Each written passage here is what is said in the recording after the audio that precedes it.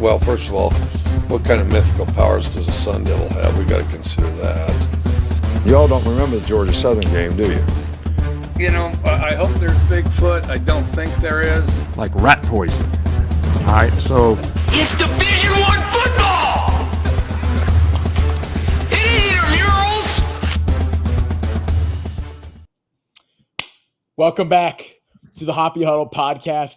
This is our week one reaction. We finally had a the whole weekend of several days of football. I apologize for my voice. I completely lost it, screaming my head off at the Baylor game, at the refs and the fans and everybody.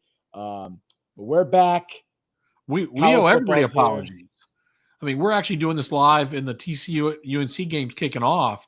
I mean, we should be watching the game, but unfortunately, our schedules, we need to do this tonight, and, well, we just have to do it. So I'll apologize if I keep looking down here at the other screen. Yeah, we got it on. If something crazy happens, I'm sure we'll react to it live. Yeah. Oh, but yeah, so we're definitely going to talk about that Auburn Baylor game. We were there live Friday night in Waco. And the Brazos for that game. We'll talk about that. We'll talk about all the others. But, man, what a weekend. Great to have football back. We had a lot. I love week one because we get a lot of great matchups because then you look ahead to week two and you're like, oh, this is a little bit rough of a weekend. So, but it's still, there will be some football on. It just won't be as good as week one. And we had some great, interesting outcomes. So we did. And that's the thing about week one, right? It is automatically more data than you've had the entire offseason. So I preseason rankings cause problems because people don't adjust their expectations enough after seeing real football being played. And I'm here to tell you that where I'm wrong, I'm changing. I'm pivoting. You have to be able to pivot because right now you have more data than you have the entire offseason just by watching them play a game. And so there are some cases where we were right on the money. And there were other cases where we're like, whoa, that's a completely different outcome than we expected. And that's okay because it's week one. Overreaction time is here. Everybody's going to win the title. No one's making their conference championship game. And we've got a lot of football to talk about. Yeah, I'm still not wrong about what I said on the season. I was a little bit wrong on week one, but that's okay. We'll go on. Well, we'll see about the season. You know, you can't make judgments on the whole season in week one, but you can make reactions. Overreaction Monday is here where we're at. It is Overreaction Monday. A lot of interesting things happened. Starting with Thursday night, upset. What we thought and what everyone thought was the shoe-in for the college football playoff group of 5 slot. Boise State goes in to South or Central or whatever Florida to the University of South Florida. And they lose. They lose down there. They get blown the doors off of. Losing the best player in school history will do that to you. They don't quite have the same running game at that Ashton Genty. This is a shocker, I know. They're not out of the playoff race yet. If they run the table, they still could have a chance, win the conference. But it looks good. And, man, USF's got some tough games coming up the next couple of weeks, and that may be more interesting to watch, playing Florida and Miami. Yeah, they play Florida this week, so that will be all of a sudden Florida's schedule got even harder, and I don't think Florida can take them lightly. So, I don't think so either. I think the coach in South Florida, Alex Golesh, he's making a case based on what he's done there in the last 2-3 years. He's going to get a higher job at some point here. I think so. He runs a fun, fast offense that scores lots of points. He's a good, solid coach. Teaches good, runs a good program, and they've got a new stadium building there. Maybe they'll try and pull Jeff Traylor and retain him, but we'll see. Yeah. We will see. And we also had Nebraska look mid on Thursday night. Beat Cincinnati, but they didn't blow the doors off of them. Did you watching this game? I ended up watching about half of it. So, I mean, to me, this is the perfect example of, and I think this is the case for a lot of teams, don't hold week one against teams because, this is your first real live action. You're tired of hitting each other. Defenses are always ahead of offenses at this point of the year. We don't know what these teams are going to be fully formed in week 9, 10, and 11 versus week one. That's true. So sometimes you just got to win, and I think that's what Nebraska did. They just got through and they won. So let's not say just because you won ugly that the sky is falling. They won. I will say Cincinnati's quarterback Sorsby, he looked pretty good. Yeah, I think to me it's everybody was kind of critical. Nebraska should have won more. I think I've looked at the other way. Cincinnati's going to be a little tougher out in the Big 12 than maybe we were given credit for. I think Sorsby will create some problems, and they may bite one of these Big 12 contenders and create some havoc. I think they might. All right, moving on. We got Michael Jordan and LT in the house, and Belichick is just slowly walking. He's doing his little walkout. Oh, he's doing the short, the mid-length hoodie, short sleeve. Yes, I bet he likes having the state troopers walk out with him. I bet it gives him a little more gravitas. Yeah, he's got aura, man. You can't deny it. No. All right. So where do you want to go on the weekend? You want to start with Friday night's game? I think we got to talk about Friday night. We had two games: Auburn, Baylor, and Georgia Tech, Colorado. We were at the Auburn Baylor game, so we didn't get a chance to watch Georgia Tech Colorado live. You talk about Auburn, and then I'll talk about Baylor. Well, I mean, first of all, great atmosphere, great place to be Friday night. What a fun place, fun game. Great way for us to kick off the season personally, but just a great place to really kick off the season. So if I'm Auburn, I think, I leave there. I'm just happy that I've got a win. I think you're happy that you were able to establish the run. You pretty much controlled the line of scrimmage, especially on the offensive side and even the defensive side as well. My areas of concern is I don't think your questions are answered on Jackson Arnold. What we brought up in the preseason was, is Jackson Arnold going to be able to deliver from a quarterback perspective what you need to do to be successful? And I think that jury's still out. He can clearly run the ball. We don't have any doubts on that. And he ran very successful. The running game, nobody doubted Auburn's running game. We didn't see enough of him in the passing game against Baylor because they didn't need to. They just know one way or the other. Like he could still be good, and they just decided not to show anything. Yeah, they really did. They really did. I think Coleman and Singleton got 5 targets? I forget the number. Something like that. Total. So we really just don't know what they're able to do from a passing perspective. So I think that jury's out. That to me is just a neutral judgment.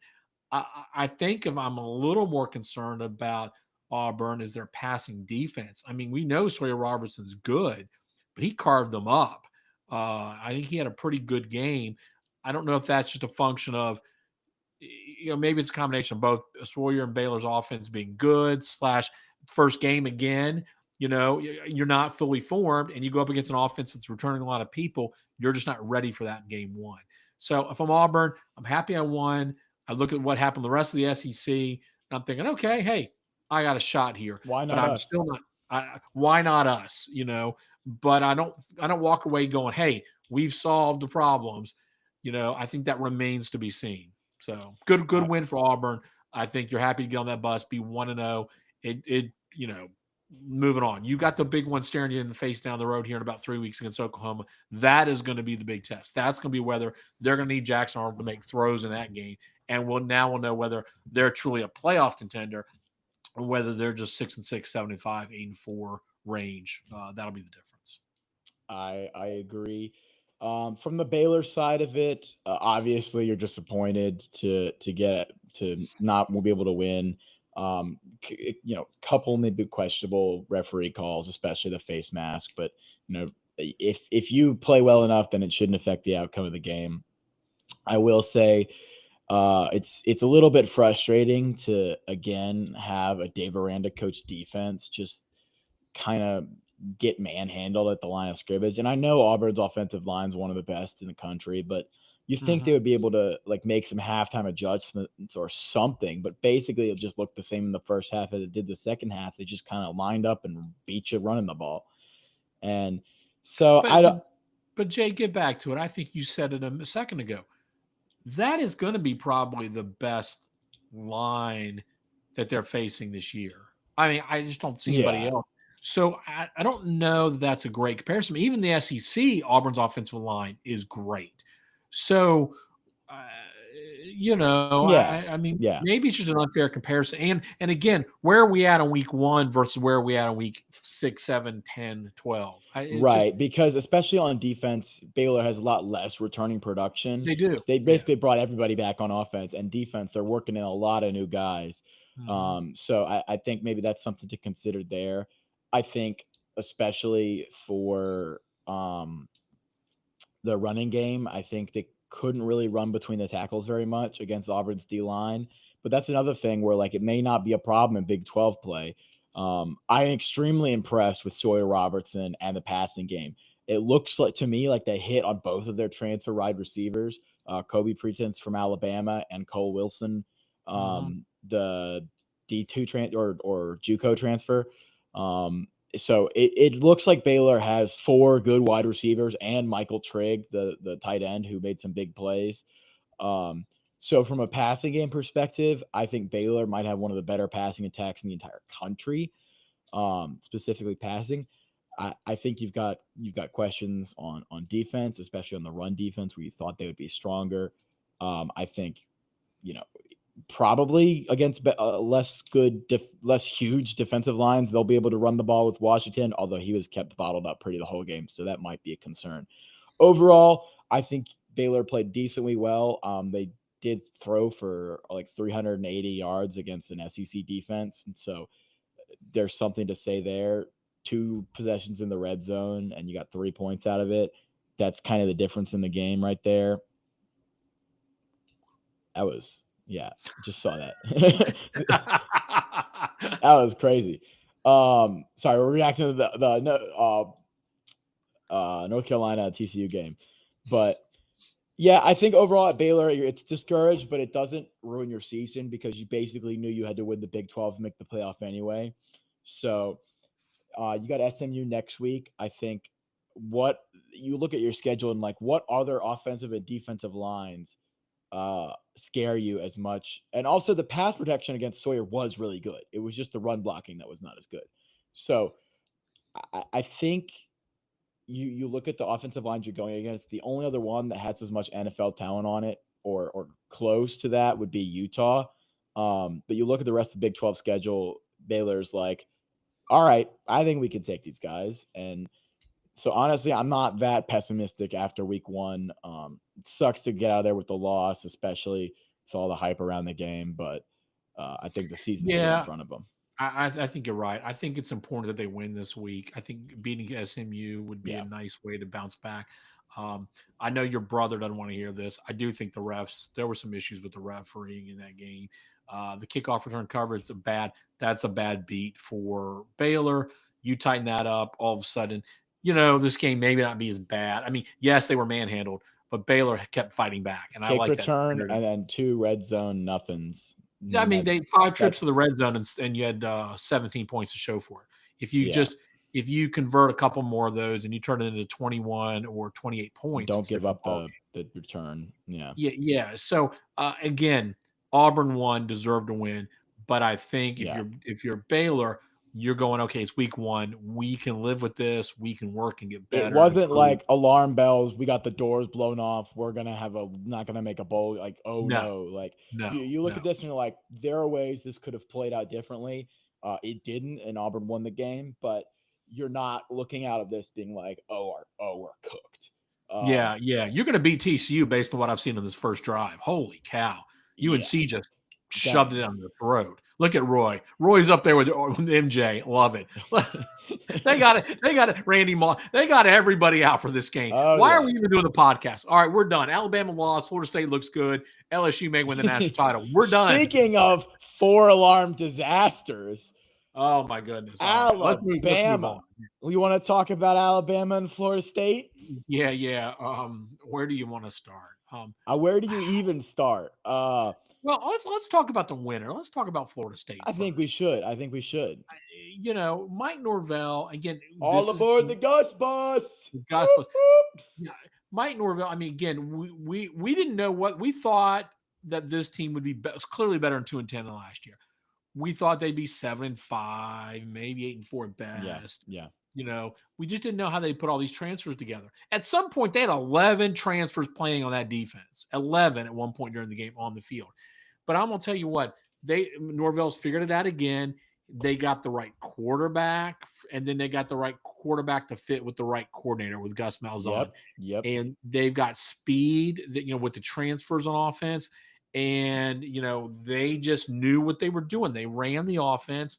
They just decided they were going to run the ball. They watched that Vandy tape. They ran the Vandy playbook against Alabama. It looked like vintage Auburn versus Alabama out there. Yes. Misdirection, jet sweeps, running quarterback. It looked like the Nick Marshall reincarnated. That's right. A Nick Marshall that could probably throw just a little bit better. And wow. And then you get so hats off to them. I mean, that was a huge victory for them. Now everybody's starting to go, well, maybe we underestimated this thing. I'm not ready to put Florida State, at the top of the ACC again yet. I think we have to readjust our expectations for Florida State, not based on solely the result of the game, but based on how the results of the game happened. It's not. They didn't just beat Bama. They destroyed. They dominated. It's not like they did like tricky tic tac nonsense and like got 2 pick sixes and a punt return.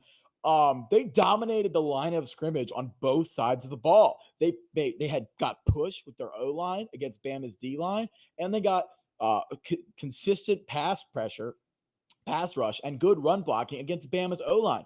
Even Caden Proctor gave up a sack, I think, which he gave up one all season last year. Okay, but let me play devil's advocate here. I think you have to readjust them up to the top tier of the ACC as a contender. I'm not saying they should be the favorite, but if they play like that, who in the ACC are they not beating? Well, I'm the team that played on Sunday, but yeah.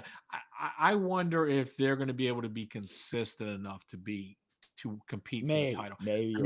I just don't know. I mean, we saw Tommy Castellanos last year, and I question whether you're going to get consistency every week from him. And so again, maybe it all gels, but my guess is maybe not. I think they're not going to be the rollover that everybody thought they would at the top. I think if you're SMU, Louisville, Miami, and Clemson, all of a sudden you're like, ooh, this is another tough game. Yeah. So, but part of it too was Bama didn't help their cause. I mean, Bama they did not. I mean, they did not look well coached. They're making mental mistakes. Their one opening drive was a clinic. Yeah, but after that, they looked sloppy and confused, and it's my scripted play theory. It's my some of these teams look really good when they're scripted, and then you get off that script and they don't look as good. Yeah. Now, I do wonder, maybe there's a reason Ty Simpson didn't beat out Jalen Milroe for 2 straight years. Maybe there's a reason for that. And I start to wonder if we don't see Keelan Russell by the end of the season here. By the end of the season, by the end of the month. Oh, really? Are you that? Yeah. I mean, I didn't think Simpson played well at all. I don't know that Simpson was the problem, but I don't think he was the solution either. Yeah. I mean, Ryan Williams is a problem. The defense was the issue, I think. I don't think it was the offense. I think the defense there's something not right on this team, and I don't know what it is. They have tons of talent. I mean, they've got tackles. It's undisciplined. I'm telling you. They are not the same team. With all the talent they've recruited out, they've got Georgia, Ohio State, Texas level talent, but they're not playing like those teams. Well, you can talk about one of those teams in a second. Well, we will. Who's not playing like one of those teams either. Yeah, so I don't understand it. So I'm not willing to say Ty Simpson's the problem yet, because I don't think he looked nearly as bad as he may get more of the blame, but I don't think he's that bad. But he didn't elevate the team in any way. No. Here's the thing. And I think that's if you want an elite quarterback and you want to if you're Kenneth DeVore and you're that offensive guy, your quarterback should be someone that elevates the entire team and can make up for any of these slight problems, the undisciplined stuff. Like, you want an elevator at quarterback, and he was stairs. Correct. And I wonder, too, if they don't see it more from Ty Simpson, if we don't get Keelan. What are you laughing at, Bryles and Belichick? No, I said you want an elevator at quarterback, and here is the stairs. Oh, okay. Yeah, that is funny. Okay. Yeah. That's why you may get Keelan Russell. If Simpson doesn't start producing more, you're going to see Russell come in, because I think Russell is the kind of quarterback that can get you there. Why not put him in earlier? Why not? This is DJ Lagway and Graham Mertz is what it is. Oh, you think? Now, Mertz, the only reason lost, I mean, it would have been interesting last year if Mertz hadn't got injured. What would have happened? Because DJ was just going to push him, because DJ is so talented. Yeah. I think they've got a challenge now. Fortunately, they've got to get Alabama coming up in 3 weeks, I believe. I think it's 3 weeks. Georgia's coming up, so that's Georgia, yeah, that will be interesting. So they got to figure some of this stuff out. But all of a sudden, you look at, I think I saw the stats today. They're no longer favored there's 6 games that they're no longer favored in the power ratings over. Whoa, that's a big adjustment. Yeah. So, this team could go, I don't think they'll go 6-6. I don't know what to make. I don't know what to do. It was just an aberration. They just got caught flat-footed week 1. I don't know. It is interesting, and it might just be like, you could chalk this up to just like Gus giant killer mode, which he has a habit of doing. So we'll see. I don't know. I'll have to look, and against Georgia will be the real test. To see what this team is made of for the rest of the season. Yeah. But it was interesting. Gus certainly enjoyed it. The Gus bus was running. Yes, sir. Yes, and our favorite people at SEC Shorts did not fail to disappoint this week. If you don't follow SEC Shorts, go watch them. They took full advantage of it. So, all right. Can I? Well, you know what? Let's talk about the big game. We got to get to it. It's the big one. Yeah. Ohio State, Texas traveling to the Shoe. Big noon kickoff. Who did you pick in that game again? No comment. Yeah. Yeah. Okay. It was 1-score win. All right. Let's settle our horses. It wasn't that close. Yeah, I know it wasn't, but well, it was about 4 inches from being tied. So yeah. Mm-hmm. I don't know. You did making whatever you're gonna say there, but I will say, I think we have to consider that Texas is maybe not the Ohio State level team that of last year that we thought that they might be with Arch Manning. I think they may just be a really, really elite team with a lot of good talent, and not like the unbelievable machine that Ohio State turned into in the playoffs. Or like Michigan from 2 years ago or something like that. So we'll see about Texas. I know, get ready to make your snarky Sark comments. But the offense looked very pedestrian. Matt Patricia was in his bag. I was wrong about the coordinator downgrade on defense. Offense is another issue. They only scored 14 points. So we'll see. All right. Yeah. Give me your spiel. Let me hear it. So, let's talk first. I think you're right. I think Matt Patricia did a great job scheming up this game. I thought they gave them all kinds of different looks. They disguised coverages. I think it confused Texas and Sark and Manning. I'm not sure. There's a lot of conversation about Manning didn't make the right reads. I don't think he probably did at times, but I think it was more Patricia disguised coverages. And I think we got a player like Caleb Downs back there, kind of the veteran, to lead that defense. That's the perfect. Matt Patricia's been around. He's the Bill Belichick guy. that's what they want to do. Yeah, I think they did a good job. So I'm not willing to write off Arch and this Sark and this offense yet. Now, I think Arch is going to have some growing pains. I don't think this is what happens when you have he's a first year. He hasn't played. You expected him to be Garrett Nussmeier. Garrett Nussmeier went out, and we'll get to the Clemson LSU game. That's what a veteran quarterback does. You go into a hostile environment, you make the plays you need to. Arch isn't at that level yet. Okay. They're going to take their lumps. And the worst place you can go is going into the horseshoe and facing a veteran defense with a lot of talent, with a defensive coordinator who can scheme it up. That just wasn't going to be a good. That's why I didn't think the Texas was going to fare well in this game. Now, do I think Texas can recover? Yes. I think Arch can play better. Yes. They're probably not going to face too many defensive coordinators. Are going to Kirby's going to be the other one that's going to create problems for them. Okay. Yeah. I'm not so convinced Alabama's going to. No, they don't play Bama on their schedule. I don't know who else is going to create problems for them. I mean, maybe not too many other teams. Venables will. Yes. So could we be a 9-3 Texas? That's possible. I mean, I had them losing 2 anyway. So I mean, maybe, to be fair, I also did have them in the SEC championship game. Yeah. So, I mean, it's possible. So, I mean, Texas, they got beat. They got beat by one of the best teams in the country. They didn't look good. It was the first game for Arch. Let's just cool our jets on. Yes, he's not going to win the Heisman. We're not going to hand him and anoint him the Heisman Trophy winner today. But maybe, just maybe, he'll be okay by the end of the year. But also, let's be real. The Heisman favorite never wins the Heisman. So are we really that surprised? Well, that's happened since 2004. Or I think it was 4. Or whatever. In the time where I've been sentient, the Heisman winner has never won the Heisman. So Arch Manning not playing like a Heisman winner shouldn't really be that surprising. Now, the other flip side, Ohio State only scored, what they did. Well, okay, but a lot of that Texas has a pretty good defense too. I don't think Sayin was bad. I just thought they took what they had to.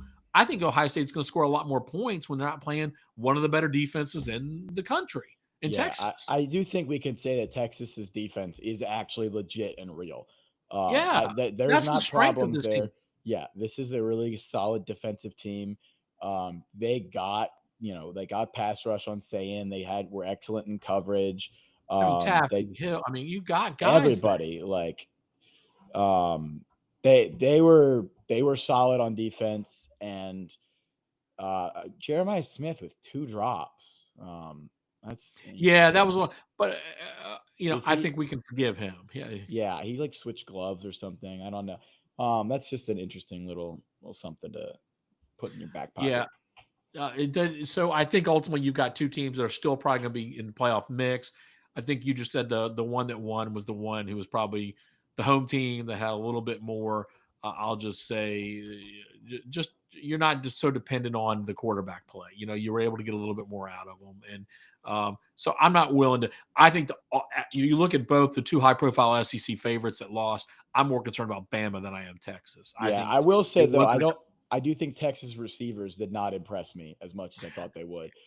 This is not entirely on Arch because the receivers were also not getting open.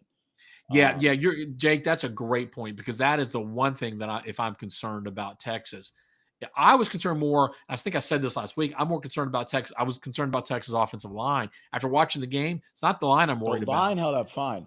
The only receiver that got open the whole game was Wingo. Yeah. And if they just bring the safety down over him, like the other guys were not getting open one-on-one. Yeah. So all of a sudden, that's the group that all of a sudden I'm going, that could be the problem for the season. But let's just wait and see. Again, that's it wasn't a battle loss as Alabama's. Texas was there. Losing to the number 3 team in the country on the road is a little different than losing to an unranked team that went 2-10 last year. Yes. It's a different. And again, Arch is going to take the hit, but it'll be okay. This may make him strong. He's been a public figure since middle school. I think he can handle it. Yeah, he will be okay. He's going to have to get better, no doubt about it. And he's either going to or not. But when you haven't played, it's go and play against Louisiana Monroe or UTSA. Going to the Horseshoe to play Ohio State your first game is a tough task. Yeah. It's like who I'm sure Bryce Underwood would have done worse. His first season as a starter. A lot of these guys. Bryce got to play New Mexico. Okay. Yeah, exactly. So that's my point. Yeah. All right. Anyway, let's get the other big game on Saturday night. And I know you and I were watching this one. The Death Valley off. The Death Valley off. Yes. What are your thoughts on this one? My thoughts on this one is Clemson underperformed and Garrett Nussmeier didn't throw any interceptions. Because the reason Garrett Nussmeier, I'm going to talk about LSU first because they won. Garrett Nussmeier last year showed a lot of things that NFL scouts were drooling over. His pocket presence, his sack avoidance, his ability to read defenses. He's very quick on making the right read and getting rid of it if there's nothing there. Excellent decision-making. And the only issue from last year that had everybody concerned was he threw a lot of picks. Okay. Threw a lot of picks. And that was a problem for him last year. And when he wasn't throwing picks, he was one of the best quarterbacks in the country. And he didn't throw any picks last night, or 2 nights ago, or last night. No, 2 nights ago. I'm tripping. Nussmeier was exceptional. He didn't throw any interceptions. He was on target to his guys. He read Clemson's defense fairly well. Clemson got pressure, but they were never able to bring him down that often. He was able to kind of get out of it or get the ball off. And so that was important. I do think LSU was able to run the ball a bit more than we expected against that Clemson defense. But I will say, I'm not entirely sure. Like, Clemson upgraded at defense with their play calling, but it doesn't seem like they made a jump to like a top 10, top 15 defense, right? And on the offensive side for Clemson, I feel like Cade Klubnik just like made bad decisions. He like got out of the pocket too early on several different times. He wasn't accurate with a lot of his throws. Clemson couldn't run the ball at all. They were getting no push for run blocking on the offensive line against LSU's defensive line.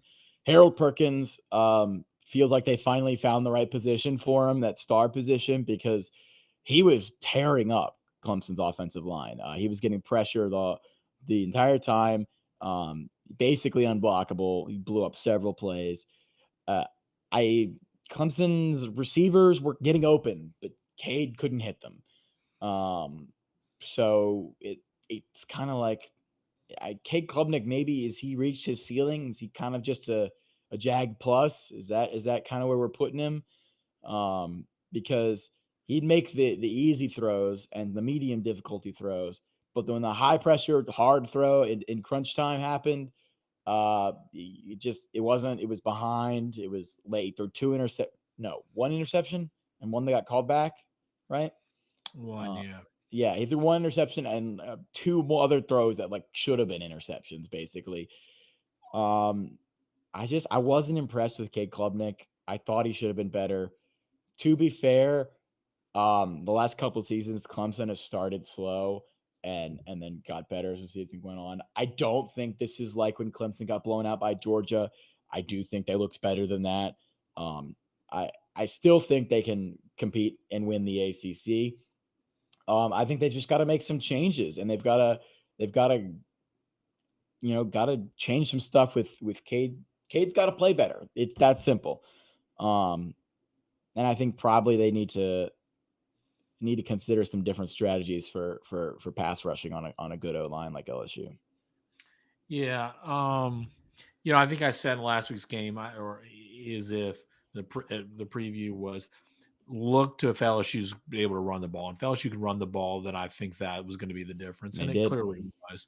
And if LSU's found a run game, then I'm going to have to redo my picks, because I think they're going to be a formidable team. Because I think where Nussmeier got into trouble last year was they couldn't run the ball. They depended way too much on passing, and that's where he would force throws, especially in the tight games. He was definitely padded his stats in games where they were up a lot, but in the tight games where he had to throw more, he was forcing them. And so it was an impressive effort for LSU, no doubt, to go into Death Valley and win. And I think on the flip side, you can say it was LSU's defense or it was the lack of Clemson's running game, a combination of both, but Clemson could not establish a running game. I'm not certain they know. The running back was a wide receiver who's converted. They've got a freshman who's not the starter. I mean, I don't know what's going to happen there, but it put a lot of pressure on them to just throw the ball. And so Klubnik had to do more. And then that's just LSU was able to get pressure on him. And that was the difference in the game. But as far as all those things tilted away heavily to LSU. And yet Clemson was only down a touchdown, had opportunities to tie this ball game. It was actually up at halftime. So as much as all that went one direction, Clemson really wasn't out of this game. Clemson also had a lot going their way. They had a touchdown called back. That's maybe was a catch, maybe not a catch, right? Like, yeah. But I mean, if I'm looking at this, the national media has painted a narrative that, oh my goodness, LSU's a national title contender. Clemson sucks. I mean, you should not. I mean, the stuff I've been hearing the last 2 days is like, I think Clemson's maybe the 9th best team in the country instead of the 4th. Like, yeah, and maybe LSU is the 5th best team instead of the 9th. I mean, so the difference between these teams is not as great as you think. And I'm curious to see how these teams progress during the year and improve, because I think we may see different teams at the end of the year versus the beginning of the year, and we that's always the case. So again, nobody's great game. Are we really going to think much of this game at the end of the year? Is it going to? I don't know if it's going to hurt Clemson, because Clemson may end up going 11-1 and be fine, win the ACC. Could it hurt us seeding wise? Maybe, but we don't even know what LSU is going to do. LSU's. I mean, we're going to have some fun with this one in about 2 weeks. LSU is going to play Florida, and that's going to be a barn burner. Yeah, I mean, that's just going to. I do think for Clemson, they didn't look as lost or as outmatched as like I wouldn't be having as many warning bells as Alabama or some of the other teams. I think but it's the more, national it's media, more of a reset kind of, and there are definitely some concerns, especially with Cade. I'm getting a little concerned with Cade Klubnik's performance, but this is not a sky is falling situation. Well, his best receiver went out like immediately. Like, I mean, also too that we were, let's forget that, and that makes a difference. It does, but like, yeah. So I don't know. LSU played really well. I don't want to take anything away from them. They were fantastic. But the bearing on of Clemson, the national media hates Dabo and they hate Clemson, and the bearing on in the last 2 days of Clemson has been incredible. I mean, they're ready to they're ready to. Again, ACC sucks. The narrative just driven me up the wall the last 2 days. So. I don't think the narrative is the ACC sucks. The ACC beat 2 top 10 teams this weekend. And it was competitive with another one. So anyway, so I don't think that's really the narrative. I don't know, man. We'll see. Speaking of the other top 10 team that the ACC beat this weekend, Notre Dame, Miami, Catholics versus convicts. This was a great game. My opinion, this may have been the best game the whole weekend. It was certainly up there, but man, back and forth. I got to make a statement. All right. I have to make a statement. And I'm putting the statement out into the internet for all Miami fans. I've got a piece of paper here. Let me write it down. I'm sorry. And the I'm sorry statement is I doubted Carson Beck. And apparently, he's him. I have to reevaluate. Look, there was a lot of data. I texted you yesterday midway through the game. I said, maybe Georgia was holding Carson Beck back. There's a lot of data to say that Carson Beck was not a good quarterback. And he went against that data tonight because he was exceptional. He looked a lot like Garrett Nussmeier. He looked good. He looked really good. But you know who else is going to hold Carson Beck back? Mario Cristobal is going to hold Carson Beck back. They almost lost this game. They almost Mario'd it. Mario. Oh my! Can we talk? Okay, we got to talk about this. This is you're up twice. They did this. They're up 7? They had the ball the 25 or 30, and he runs the ball 3 straight plays. Didn't even attempt to pass. Carson Beck's looked great all game. That was after the interception, right? Yeah. When Ruben Bain got it, and he just runs the ball. What are you doing? Put the game away. Put it in Beck's hands. Get the touchdown. Put this game away. At one point, he had 8 straight completions. What are we doing? Then at the end of the game again, what are you doing, Mario? Do you not understand time management? Do you not understand? I swear, he's not the only coach. Dion also lost. Dion lost the game from time management. But Dion. I have to give credit to the cover 3 people. The best comment I heard about them was Dion's coaching like he's a coach in a 1992 NFL game. I mean, but Mario, he's gonna cost them a game if he doesn't cost them a play. He already had. You've got to stop this. Carson Beck now back to back. Finish your apology. A nerdy crypto bro that understands math in Miami. There are lots of them. Pick one out, get him to do your statistics, and tell you how to manage a clock. Oh, but Carson Beck looked good last night. He looked comfortable. He He did. looked in control. These are new receivers, a new offense. But I mean, I'm telling you, I, I was on the Carson Beck train before the season. You know, I was. You were right. You were right. You were not. I But was this is a not. good Notre Dame defense. This is a good defense, and he carved them up. Yes, I was wrong. However, I have to say I was wrong about Carson Beck. Right, made that apology. However, I also have to say I was right about CJ Carr. Yeah, you were. Yeah, I was right about CJ Carr. He's him. If you came into this game and you say, Notre Dame lost this game, what happened? My first thing would be like, oh, CJ Carr didn't live up to expectations. That wasn't true. Notre Dame lost this game because of the most unlikely thing. Like, if you're going into the season, what are you confident in Notre Dame has absolutely locked down? Oh, obviously their offensive line is going to be great. They've had great offensive line every year under Marcus Freeman. They just got dudes everywhere. They got abused by the Miami defensive line. That was the problem for Notre Dame in this game. It was not CJ Carr. It wasn't the receivers. It wasn't even Jeremiah Love, although they didn't use him until like the second half for some reason. It was because they got whooped at the line of scrimmage. That O-line could not handle the pass rush and the guys that Miami had in the D-line. So everybody in the national media and I was listening to this today while I was doing some cleaning and chores and that. Everybody was wanting to anoint LSU as a national title contender. Can we reevaluate that and say Miami's a national title contender? But that offensive line and defensive line, which is they are elite. Ruben Bain plays like that every week. They're a national title contender. He got injured last year, so he was gone when they needed. So between Carson Beck and Bain, I mean, Carson's gonna again. They've got some things they got to work through. That freshman receiver Tony was awesome. Oh, that guy was getting open all over the place. He was fast. I mean, Daniels was good. I mean, they spread the ball around. Marion caught. I mean, they had people catching balls, but certainly all of them.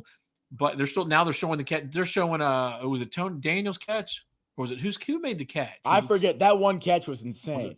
That was actually a bad throw by Carson Beck. That was only one of his few bad throws of the night. But Carson Beck having a veteran with those young receivers, Bain back there on defense, some of the best lines in the country on both sides of the ball.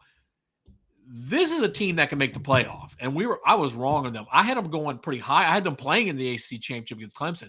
I think they're going to be competitive with Clemson. They could be competitive nationally, maybe steal a bid. I mean, they are that good. They might win the ACC. Like they could, and if not, they could be 11-1 and get in the playoff. I mean, let's be real here. Do you see Clemson's offensive line holding up against that Miami D line? No, I'm looking for, but those teams don't play each other. I know that's what I'm saying, but in the ACC championship, it possibly. Yeah. And by that point, you could have those teams could both be 11-1, and they both could be getting in. Well, we got Florida State might have a word with both of these teams. Both teams, yeah. So I do have to say, I was wrong on Miami, but I don't think I was wrong on Notre Dame. Although I do like Notre Dame had some issues on the O-line. I don't really downgrade them that much because I think that they played pretty tight coverage on defense. They did get some pressure on Beck against that.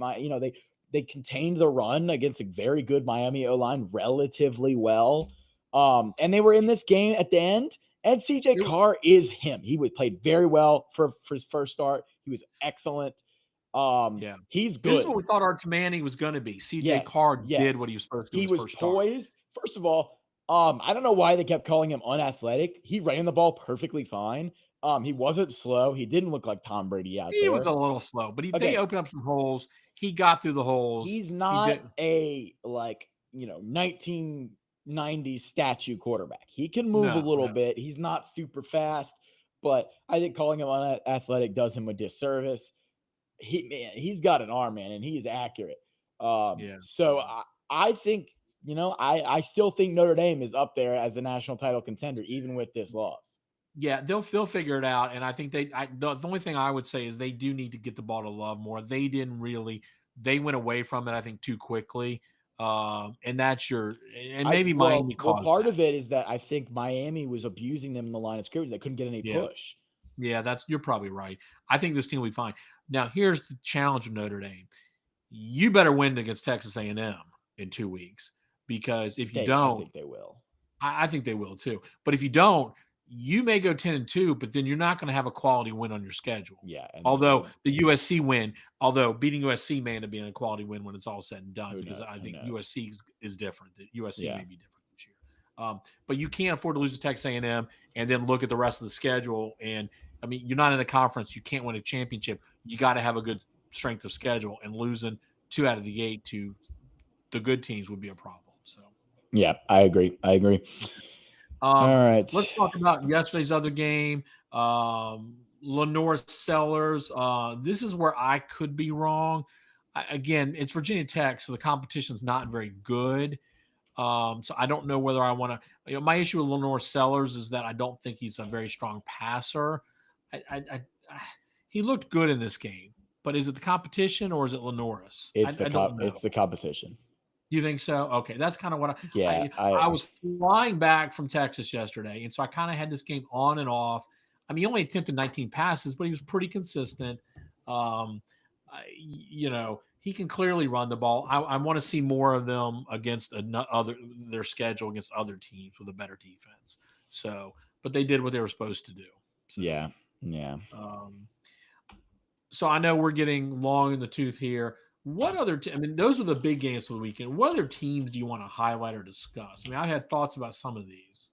I was on this bandwagon to begin the season. I'm still on it, and I will be riding Brent Key and the Georgia Tech Yellow Jackets into the ground. Sting them, baby. They went up to Colorado. They scraped out by with a win, man. They kind of won that off of bad management by Dion, and on the back of their veteran, hard-nosed, tough, smash-mouth quarterback, Haynes King. I love this guy. He just, he looks at the defense and is like, I want to hit somebody, and he runs right through them. I like their offense. They got the running back on their O-line is pretty good. They held up pretty well. Defense, they gave up some points to Colorado, although I think Colorado's offense may be decent. But I like Georgia Tech, and that Clemson Georgia Tech game in a couple weeks is going to be really interesting. I'm excited for that game. I'm still on the Georgia Tech train, and I'm not getting off. Okay. All right, let me talk about the Gators real quick. I know they're one of the many teams that played Cream Puff City on Saturday. Oh, here we go. 55-0. Just a couple comments on that. The freshman wide receivers, the freshman wide receiver looks good. Vernell Brown. We didn't even get Dallas Wilson, but Vernell Brown had one of those outstanding catches. They've got even more speed all over the place. This team looked pretty good against, again, Cream Puffs, but all in all looks good. My only concern for the Gators is offensive line looked a little slow to start. They got to get that fixed. But they're teeing up this week against USF will be a better test. I'm looking forward to seeing them this week to see how they step up. But all in all, they did what they were supposed to do. Penn State did what they were supposed to do. I think they tested out their new wide receivers. It was like taking a test drive. They did what they needed to do against Nevada. But they look like, I guess they will be the new number 1 team in the country, I believe, maybe when the poll comes out. Who knows? We'll see. Kansas State, we watched that one. Kansas State, North Dakota. Oh, that was crazy. And you heard it right, folks. Not North Dakota State, North Dakota. North Dakota. The best tweet that summarized this, and I can't remember who did it. Might have been Sickos on Twitter, but it was someone said, "No, Kansas State, that's not the acceptable Dakota." Yeah. Yeah. Yeah, that was man. They scraped by with a win there. They were behind and they almost lost that game. I think it might be time to downgrade Kansas State as a Big 12 playoff contender. Upgrade Utah, downgrade to Kansas State. Utah looked really good. UCLA looked really bad. Just justifying what we said about Nico. Nico probably held Tennessee back last year, is what I continue to believe. I think Tennessee, if they'd had a comparable a quarterback, that I think if Joey Aguilar had been on Tennessee last year, that team could have probably gone farther in the playoff. Yeah, you may be right. I will say, if you're Nico, this has got to be like a top 10 all-time worst business decision. You get like a 70% pay cut to go be on a worse team, just because you wanted a raise and it didn't work out and they said no and you left. And this is just, a horrible business decision by Nico. Yeah. Joey Aguilar looked pretty good for the Vols. Now they're playing a rebuilt Syracuse team. Syracuse hung with them for a little while longer than I thought they would. So I don't know what to make of that. If Tennessee's really that good. But I thought Aguilar did a pretty good job in game one. Their schedule is going to get tougher. I thought Indiana let Old Dominion hang around a little too long. Old Dominion's going to play Virginia Tech here soon, so it'll be interesting to see what they look like. Georgia, I think, barely broke a sweat against Marshall. No real challenges there. Oregon, by the time we turned that game on, it was already over. 1-0. Michigan smothered whoever the heck they were playing. Yeah, it was 34-17. I think they gave up too many points. But Bryce no, that's because New Mexico runs that weird like option throw offense, right? Yeah. But they did what they did. Ole Miss ran up the score against Georgia State. You can always count for lane. Warning alert, and something that may be good to know for betting purposes. Kentucky is really, really bad. Yes. They they all were in trouble there with Ohio, or no, Toledo from the MAC for quite a while in that game. They have no offense at all, like worse than like 2022 Iowa, like no offense. Kentucky unders may be a play in the future. We'll see. Also, just betting against Kentucky. They are bad. They might be worse than Mississippi State. They are bad. So, other than that, that's kind of most of your top 25 teams. No other big crazy games this weekend. Just fun to have football back. So a lot of wins against nobodies, but that's where we're at. And of course, we got TCU playing live. Josh Hoover's 9 from 10 already, 76 yards. TCU's moving. The game scores 7-7. So TCU's in the red zone, getting ready to score probably. Overthrow, back shoulder fade. All right. Thank you guys so much for watching. Make sure to like and subscribe and give us all the engagement down below. Follow us on all the socials. We'll be back Wednesday, we think. Wednesday or Thursday night for a prediction show. Yeah. Good night, America.